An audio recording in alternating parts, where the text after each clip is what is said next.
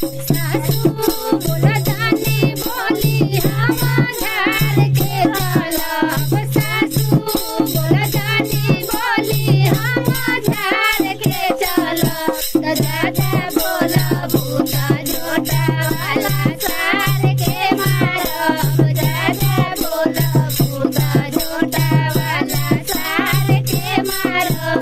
सासू बोला जानी बोली हम झाड़ के चलब। सासू बोला जानी बोली हम झाड़ के चलब। त ज्यादा बोलबू त झोटा वाला सार के मारब। ज्यादा बोलबू त झोटा वाला सार के मारब। 10 लाख पापा हमार गिनले बाड़े कएस। 10 लाख पापा हमार गिनले बाड़े कएस।